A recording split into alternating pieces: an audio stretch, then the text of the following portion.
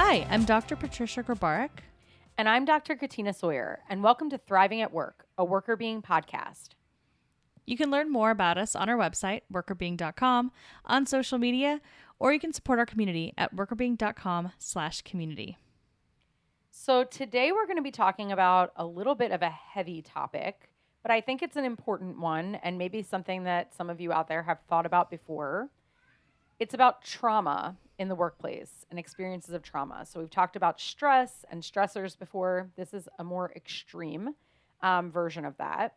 And we're going to also be delving into the way that traumas that you experience at work can impact significant others. And so, not to kick things off in such a heavy direction, and this will have to do with what the article found, before we start talking about the article itself, I was wondering, just thinking about normal stressors, because traumatic events are sort of amped up versions of stressors. Just thinking about normal stressors, when you or Danny's had a bad day, who's more likely to talk about it and who's more likely to talk about it more? Like who's more likely to raise it and what does that conversation look like? So before I answer your question, I just have to say that one of my cats just jumped on my head, literally jumped on my head as you were saying that. So it was it's like, this is going to be a more serious topic. And then a cat jumps on my head and I was like, okay, well, apparently she doesn't like that idea. Your cat is like, look, I'm here as the comic relief. You need me. I'm here for you. I got this. She's like, we're not being serious. Oh my goodness. So I was trying not to laugh as you're talking about something serious because there was a cat on my head. But anyways, so hopefully that light diversion kind of lightens the mood a bit. But it's a good question about talking about stress at the end of the day and who's more likely to kind of share. Honestly, we both we're not really good at hiding our emotions. So, and you know this about me, I'm the first person to cry at everything.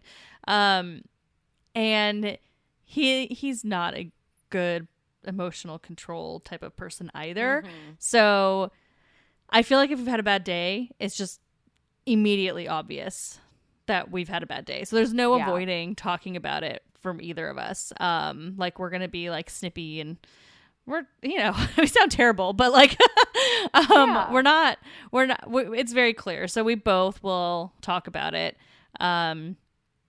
fairly easily together and, share kind of what's been going on. So I wouldn't say one of us is more likely to talk about a bad day than the other, because I think we both just know when the other person is having a bad day and then checks in. So, which is actually kind of nice because neither of us have to necessarily bring it up if we don't want to, but usually you want to share, you want the other person to know something, or at least know that you had a bad day, because we know when the other person had a bad day, we can kind of traverse that well. But I think we're both pretty equally likely to share. What about you?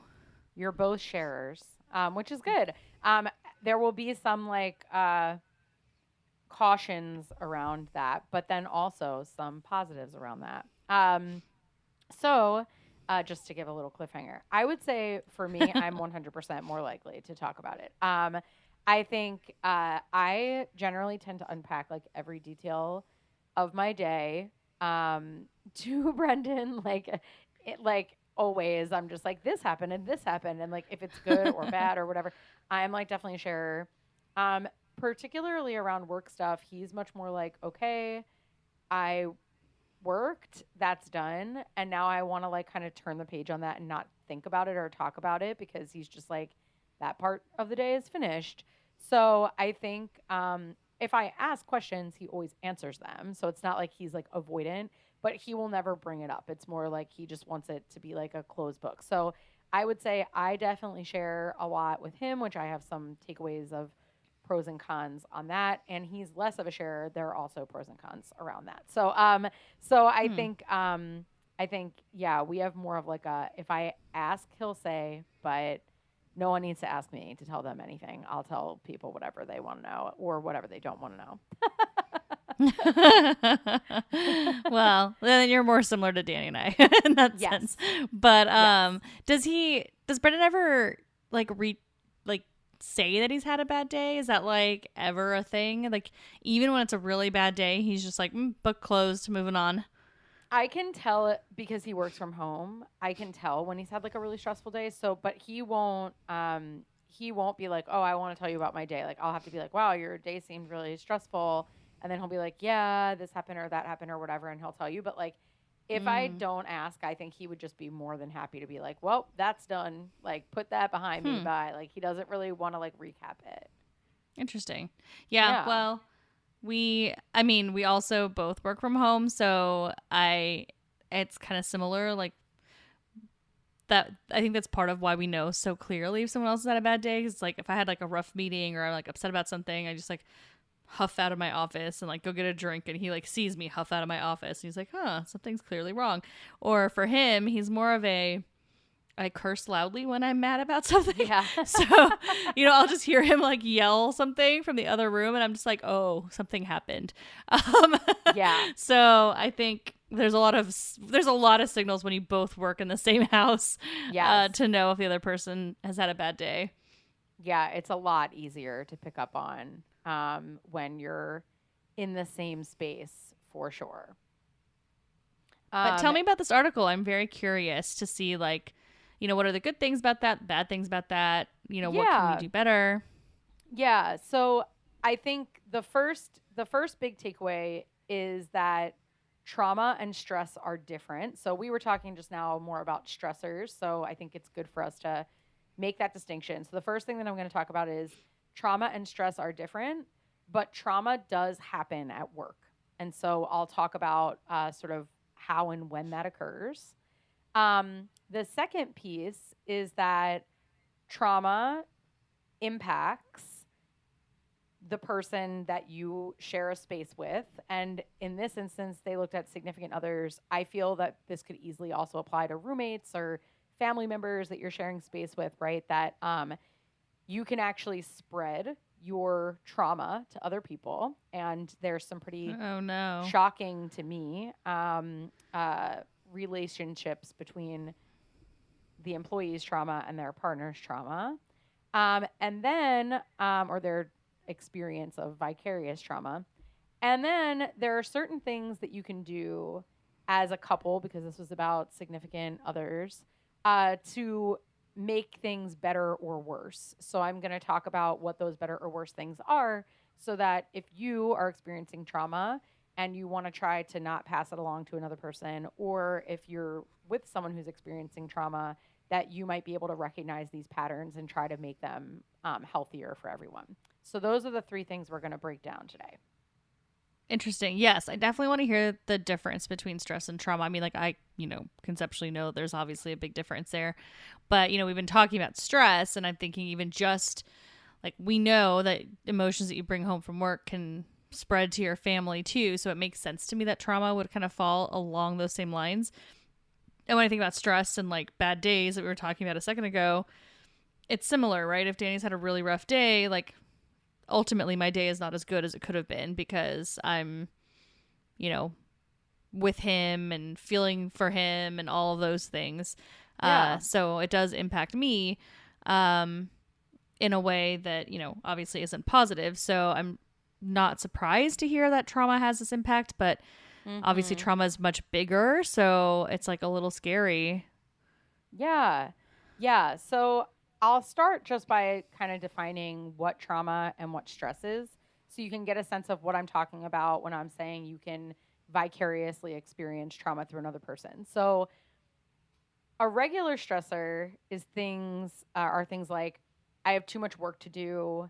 I have too many things to do in a day and not enough time to do them. I don't like the job that I'm doing. I feel like the people that I work with maybe are clashing with me personality wise. These are all things that are stressful and definitely cause people to have distress, but they're more universally experienced. So you probably recognize some of those things as just being something that comes along with the job. It's not, obviously, we hope that that's not true, but you wouldn't say, oh, I'm experiencing this really unique problem. I don't like a lot of my coworkers or something, right? Like that's something that happens fairly frequently.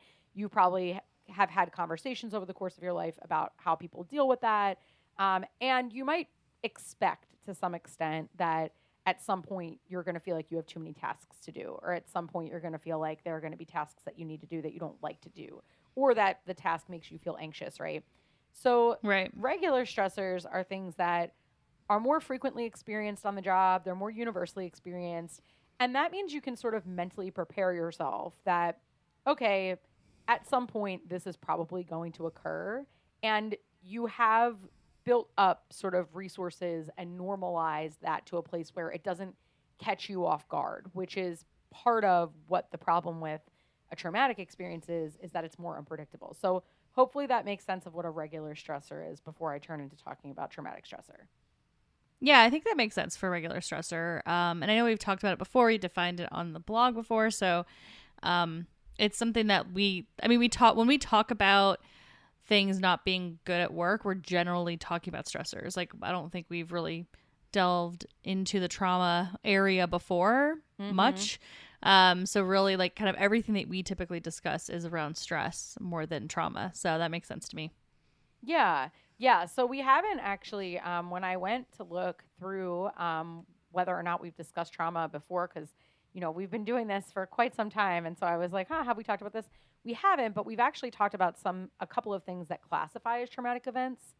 So the most commonly occurring traumatic events that happen in work have to do with bullying, harassment, sexual harassment, or otherwise, experiences of violence, witnessing or experiencing injury, witnessing death of other people, whether that's coworkers or clients. So you think about people working in a hospital setting, for example, if you're in an ER. So a traumatic stressor is something that is more acute.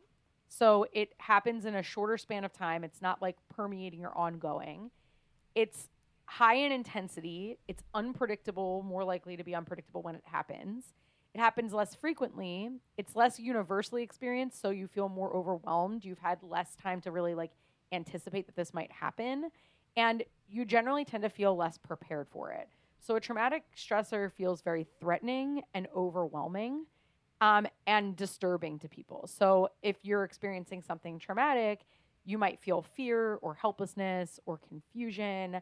And it has these really long-lasting negative effects on your attitudes and your behaviors and the way that you feel, the emotions that you're feeling in the workplace in a different way than a regular stressor. So you can imagine if you're being bullied, the likely scenario that plays out there is not that the person's constantly bullying you in front of people all day long. It's that there's these episodes, right? So the person might be really nice to you in meetings in front of other people, or they might be nice to you on certain occasions, and then suddenly they'll turn and have really horrible things to say to you or treat you really poorly. And so the unpredictableness and the intensity, and also the feeling of like, I'm singled out, I'm really going through this alone, is something that makes something traumatic as opposed to just a regular stressor. Mm-hmm. Yeah, it makes sense because the unexpected nature of it and the like I want to say extremity, but that's not what the word I'm looking for. But the more extreme, yeah. The more extreme, the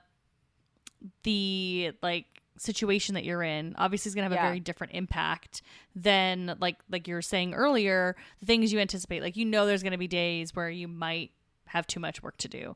Like, that is not something that is so wildly out of the realm of possibility that you've never considered it before, or you haven't thought about it before, or it hasn't happened to people around you before, right? So it's like a very different lens from what you described at the traumatic side. I mean, some of the examples you gave, like if you're in a hospital setting, like maybe it's not as infrequent or unexpected, but generally speaking, and even then it might be, maybe it's expected that an older person dies from something that's fairly common, like a heart attack.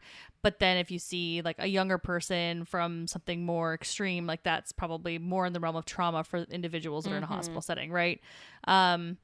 So yeah, it's a very different feeling than what a normal stressor is. And I think people can think about this in their personal life too, right? Like when we talk about trauma, it's not like TikTok and doesn't talk about trauma all the time and how to deal with trauma. And we're seeing, people are talking about it a lot more, like in therapies and like talking about therapy and going for trauma reasons.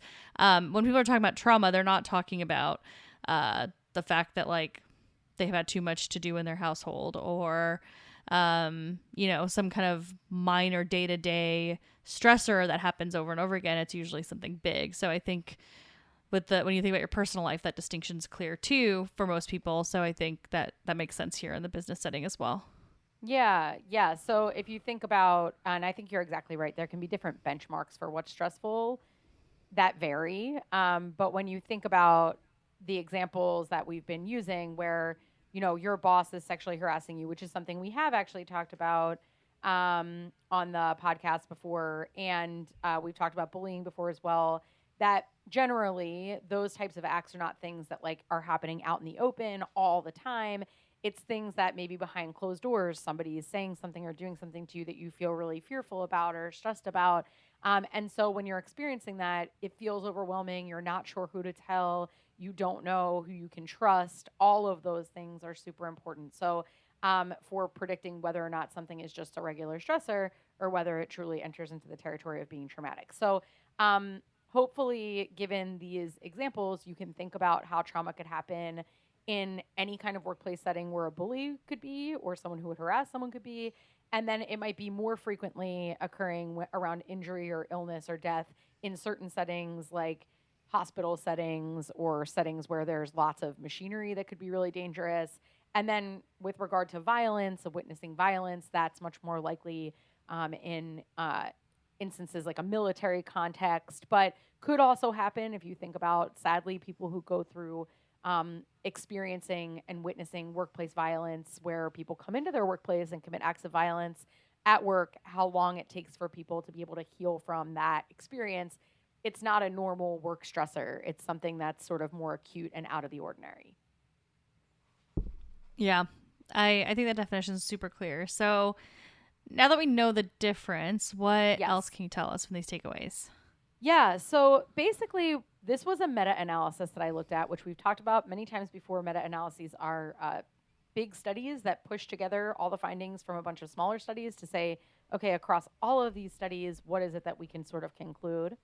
And so there have been a lot of studies that show that traumatic exposure to traumatic stressors at work creates more distress, more PTSD for the employee themselves.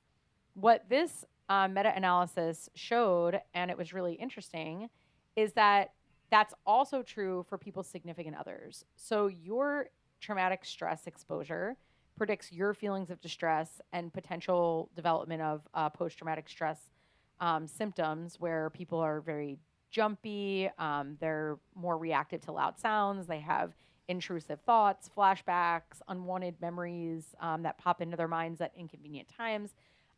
More likely to experience that if you've been exposed to a traumatic stressor. But your partner is equally likely to develop those same symptoms as you are having experienced it yourself based on your level of traumatic stress exposure, which is so crazy. Wow. I would never have expected equally likely. That is wild. Wow. Yeah. Oh man, that's kind of scary.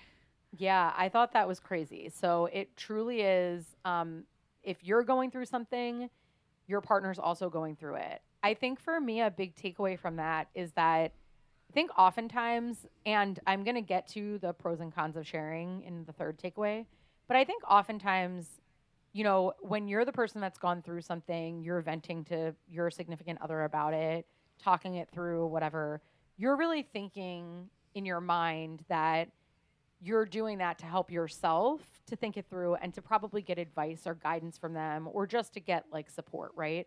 Which is all making sense. But I don't think that a lot of people are thinking about that as, okay, but I'm also creating more collective trauma because I'm actually just passing my feelings directly on to somebody else, right? So for me, I feel like that was a really big takeaway that, if I'm sharing about something that happened that's really upsetting to me, that has some consequences on the other person. And it's not just positive for me to share and get support. There's also this other negative piece of it. Yeah, that, I mean, when you talk about the sharing piece, I think we'll understand a little bit better what to do about that. But there's definitely, like, my initial reaction is like, like, I don't want to share that with my partner then. But, like, Yeah. obviously you do want to, because it'd be weird to hide something like that, right? Yeah. Like, you're not going to hide that from your partner either. But and maybe it's like limiting the amount of sharing you do, or I don't know. That's really, really tough. Yeah. And I'm just kind of thinking back, I'm not going to get super into details about like personal experiences, but just kind of thinking back through like recent history in my family, like I think I didn't appreciate that. And I bet you that was occurring. Like I bet that there's been instances where, something happened with one of us and we've been talking about it and experiencing it. And I feel like that's probably happened and just hadn't thought about it that way. But if I'm really being honest with myself and thinking back through, hard moments in our lives, it makes sense. Like I can totally see that was probably true. But I, especially in times where I was the first person touched by the trauma, I guess, you're so bogged down into your own thing that you don't realize it. And I definitely feel like I was guilty of that in the past.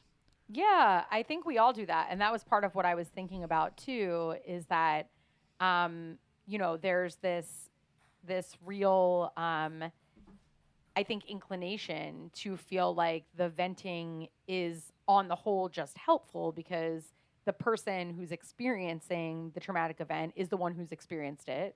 And them telling the other person is going to help because they're getting this social support from the other person. And you're not really thinking about the fact that, oh, well, this could be actually harming the other person by having this conversation. I think, and I don't think the other person always thinks about it that way either. Like, so I think a good takeaway is not to downplay. If you're going through something, your partner's probably going through it too.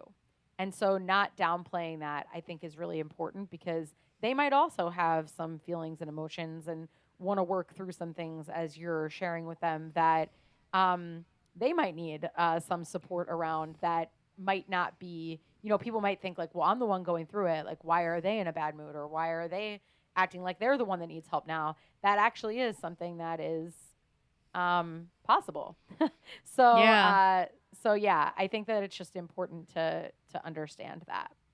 I agree. It's a really good reminder because then if you're the person that's going through it, like the initial person, I guess we'll call them, keeping that in mind is really helpful because then you will maybe remember to check in on them too. Because I think the person that's hearing it, the partner that didn't experience it firsthand, let's say, that partner is likely, they're probably less likely to talk about it and vent about it because they feel like they're not the ones like that probably almost makes it worse, right? Because like they're the ones that are not, quote, not experiencing it, so they probably don't feel like they have the space or should take space to talk about how they're feeling about it because they want to support the other person. At least that's, I can imagine that would be my inclination, right? Yeah.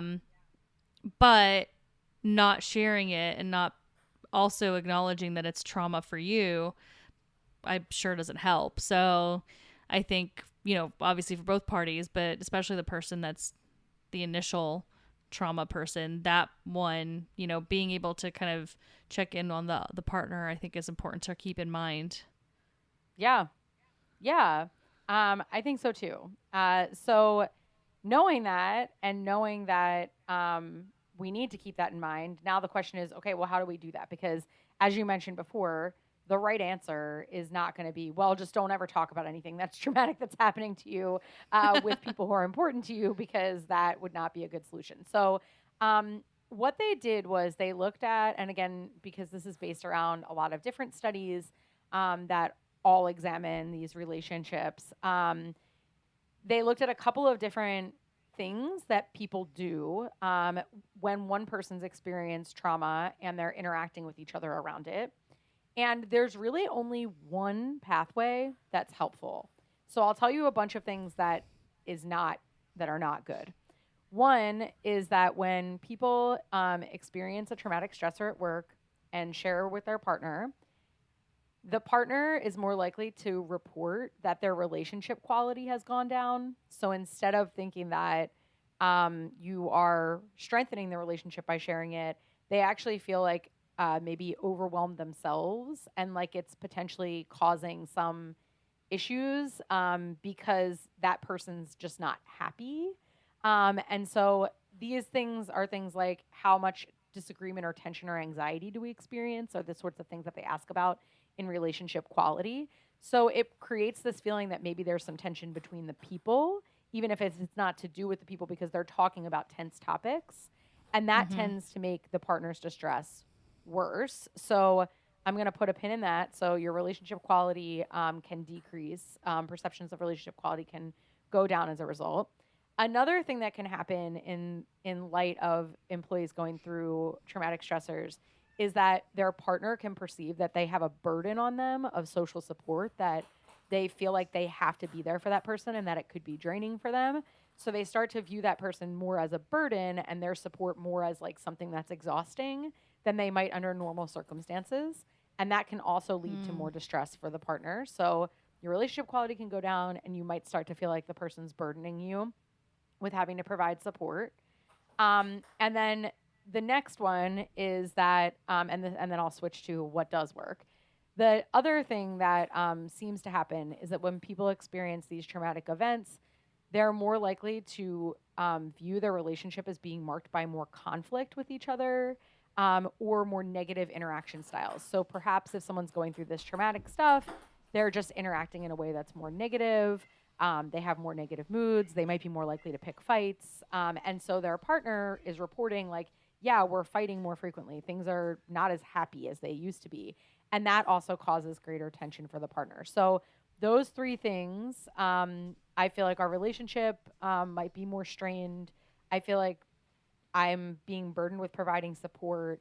And I feel like we're just experiencing more conflict and maybe negative interactions than we were before are all possible under this model, which then makes it partially explains why partners experience so much trauma, vicarious trauma from people who are going through it themselves. So that's the bad stuff. And all of it, I think, isn't surprising, right? We know that when you're going through something really difficult, your mood's bad. You're likely not treating people quite as well. You're shorter, right? Like you have a shorter fuse, if you will. So people are more likely to get upset with each other for stupid reasons just because you're already kind of in that negative space. So there probably is a little bit more conflict, right? There's probably is some more strain in the relationship itself, not intentionally, but because of all the negative emotions that are kind of circling around the person that has experienced the trauma. So I think all of what you laid out makes a lot of sense, feels right, if you will. Like there's like an intuitive alignment with how you would expect things to go if you're going through something really difficult. And, you know, you were mentioning that, yes, okay, well, sometimes you think that if you're going through something tough, it brings you closer, but it doesn't really bring you closer during it. It brings you closer after it. Yeah. I think that's the thing that we forget when we talk about those things, because during it, it's really stressful for everybody involved. So yeah, I'm not surprised. Yeah. So I think that's sort of the downside is, okay, if you are going through something traumatic, you need to really give credence to and pay attention to the fact that as you're sharing this together, it is going to be stressful. It will probably create some strain and there will be an impact on your partner. So you can't just be like, well, I know I lost my job and I'm really stressed about it. And that was traumatic to me because I left because I was being harassed or I was in a bullying environment or whatever. And this whole situation's horrible. And I need you to provide me like unwavering positive support. That's actually really hard. So sometimes your expectations might need to shift. And you might also need to realize that you're both coping with something together as opposed to thinking about it as like, I'm coping with something and this person's just like along for the ride. So I think that's helpful. But there is one thing that did work that they actually thought was not going to work. They thought it was going to work in the opposite direction. But empathy, showing empathy and having conversations that are rooted around empathy is the only thing that actually helped to decrease the spillover to the partner.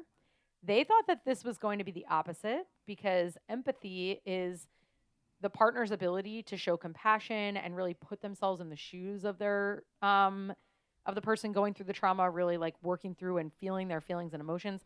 So they actually thought, oh, the more empathic the partner is in coping with the employee who's experiencing the trauma's trauma, the worse it's going to be for their stress because they're going to take on that person's emotions and feel completely overwhelmed by that. But Mm-hmm. actually, empathy and having empathetic conversations about this was the only thing that tended to stave off the partner experiencing vicarious trauma. So I thought that was really Hmm. interesting. And what they kind of ended up saying was that there must be something special happening in the conversations that are going on that empathy is unlocking, that's allowing people to connect in a way that's actually alleviating the stress of the situation for both parties. Um, that a regular just, hey, I'm going to vent to you and you're going to say, it'll be okay, or have you thought of this, or whatever, a regular social support conversation seems to increase feelings of burden. But when people really sit down and connect empathically around what's going on, it seems to lighten the load. I could see why they were thinking it might go the opposite direction, but as you were talking about it, I was starting to think about like, just nothing with trauma, but like when Danny and I both had bad days and like what were the days where we got out of that day in a positive note versus a negative note.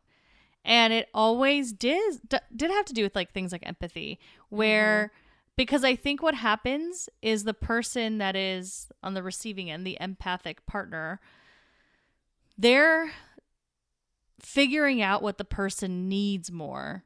And so instead of like, if the person needs some space, they give the space.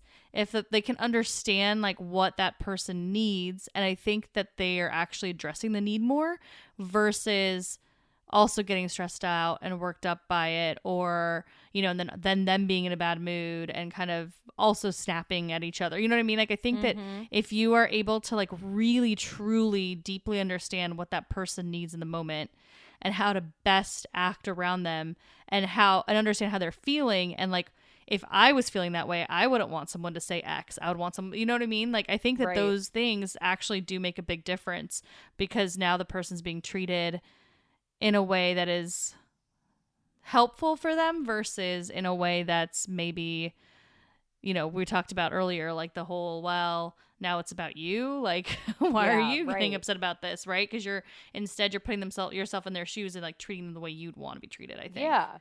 Yeah, I think that's right. And I think also when you have those empathic conversations, you might also connect and share more as the partner about how it's impacting you. You might be able to have conversations where like you're showing empathy and that inspires them to show more empathy. So it might Mm create hmm. just more open communication as well.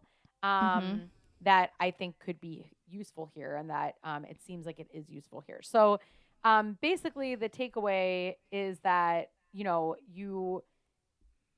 you should share with your partner things that are going on. Trauma is not something that you want to experience alone. And, these getting support from other people and being able to talk with other people has been shown to have positive impacts on the person who's experiencing the trauma. It's just that now you're passing it along to somebody else, and that could have negative implications for your relationship. But the way to really make sure that that's not happening to the extent that it might is to really try to have those empathic dialogues about what's going on. Yeah. So it kind of feels like there's two key things. If you are the person that experienced trauma, when you share with your partner, be cognizant of the fact that this could impact them and make them start to feel negatively, catch your trauma, if you will. And so be cognizant of that and like think about how to talk to them, because then you're obviously going to be showing some empathy about how they might be feeling from this. And then from the partner side, if someone's coming to you with some sort of trauma, make sure you're being empathetic and like come in with that empathetic lens and approach. And then I think it seems like, you know, when you're approaching the conversation that way as partners, you're going to get into that empathic conversation where you can actually make better ground as a couple versus kind of bringing each other down, if you will. Yeah, definitely. I think that's exactly right. Yeah. And I would say if you are a leader who's in an organization where you know that people have experienced traumatic things, maybe you know that there's a bully in your organization that's high up, or maybe someone was recently fired for harassing people, or perhaps you've gone through a really significant injury or an illness, or you work in a place where people are dealing constantly with folks who are sick or have, medical emergencies, whatever the case may be, that you're recognizing that the people on your staff, probably even more than in other organizations, need someone to advocate for good benefits for mental health, need to be able to take time away from work to be able to decompress. I was reading in the article, they were talking about having access to benefits that allow for family therapy to be covered can be really helpful in jobs where you're just more likely to encounter trauma, to be able to work through these complicated things and to recognize fully that this may not be just traumatic for the one person, but it could be traumatic for their family members as well. Yeah, I think that's really important. I really love seeing organizations that have, mental health benefits that extend beyond the employee, just like physical health benefits do, right? I think this makes the argument, this data, this study makes the argument that we really should be making sure that we are doing that effectively. So when or if something horrific occurs in the organization, you're also taking care of the family members, because you don't want to keep basically re-traumatizing each other, right? Your spouse isn't feeling great, then you keep going back and forth, and that doesn't help anybody. Absolutely. Yeah. So I think just being cognizant, it's one of those things where when you're going through a hard time, it can be hard to keep your head up and think about the impact on other people.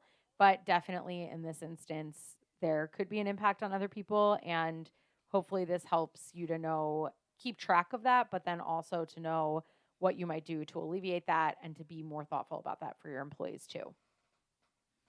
I love it. I mean, it's a great article. It's a tough subject and hopefully not something people are experiencing often, but I think it's important to talk about, and I really appreciate you sharing this. Yeah, I'm happy that you were willing to listen to it, and I hope everyone out there learned something new. Yeah, thanks everyone for listening. If you have any questions or feedback, please email us at contact@workerbing.com. You can find us on our website, find us on our social, connect with us on LinkedIn. And if you're interested in hearing more about these topics or some of our own research, we'd love to come to your organization. So please send us a note and we can give you more details on that. Thanks for listening. Thriving at Work is hosted by us, Dr. Patricia Grabarek and Dr. Katina Sawyer, and produced by Allie Johnson.